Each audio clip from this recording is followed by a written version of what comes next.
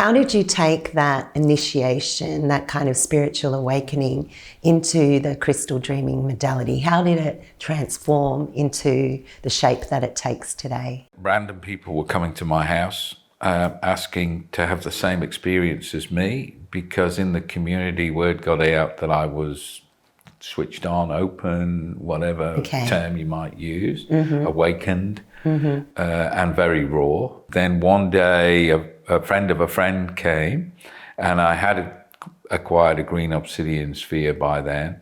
So I had read that you do not let people touch your crystals. And she was really wanting to understand, so I said, look, take it, hold it.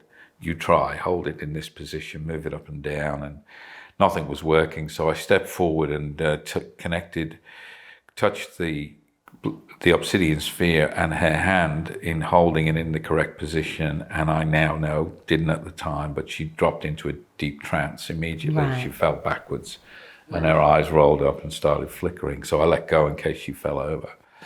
And she was like, what happened then? And I'm like, well, I don't know. Why don't we go into the private room and explore? So in that situation, then I was able to perceive all the traumas that she needed to release, feel them as she released them through me into the sphere, into my solar plexus and out of my crown. Wow. And over the following months, I had people who are gifted with the sight have a look at it, and what they said was they saw a muddy energy enter my body and leave as golden clear energy. So I was transmuting all her trauma from over eons, but I was feeling it and seeing it. And it felt like I was being electrocuted and having buckets of cold water thrown over me. Oh dear, that's intense. I offered it to people because it was so profound for that person. I've been blessed with a really robust physical body. Physical reaction doing this. I have my gene pools, thanks to my ancestors, really. I was smart enough to figure out that wouldn't suit everyone. What I was going through was not pleasant. Yeah. And so I was like, okay, how can I share this? I'm not sure. And I kind of reached a bit of an impasse. And I was looking for a teacher because my teachers were non-physical, which was challenging for me, as very much like a step back from my spiritual team who'd say, just experience, you know what you're doing. That was the message I was getting. And I was like, I don't really understand what I'm doing. Yeah. And I was concerned, my mind was concerned that I might hurt somebody in doing this technique, because I had no process, I had no form. It just happened, and it worked. People left feeling sensational. Yeah, amazing. So I thought I needed to find a teacher, but I couldn't find anyone, even in Byron Bay. It was all too fluffy for me. It was all too new age, rose quartz, fairies, bless them, angels, bless them. But you know what I mean? It wasn't Absolutely. me. And then finally a guy came through town and I went to his talk, and he had some big crystals in the room laid out in sacred geometry, and I really liked where he was at.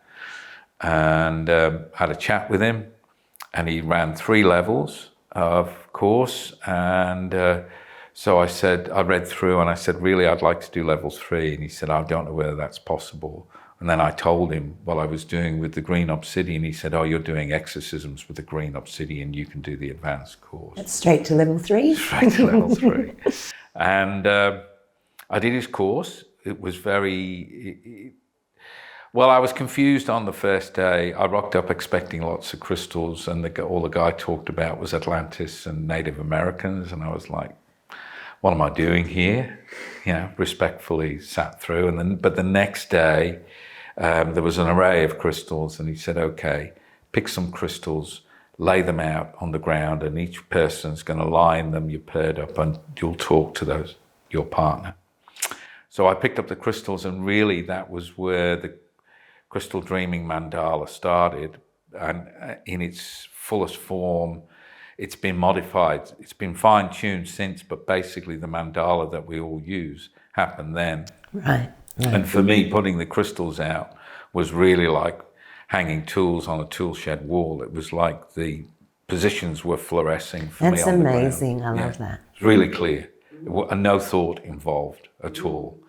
And it's unusual because the mandala stretches for over a meter and it's all around the head. I had read up on crystal mandalas and they were mostly big around the body. Yeah. And it was not so much a thing as to point the points to the middle of the head, that was avoided, or points that would end up going through the heart to the head. Well, that's exactly what I did. Right. And I've kind of then facilitated my first crystal dreaming session in the form it takes now, where I ask the person to look down at their body and tell me what they saw. And they did the same for me.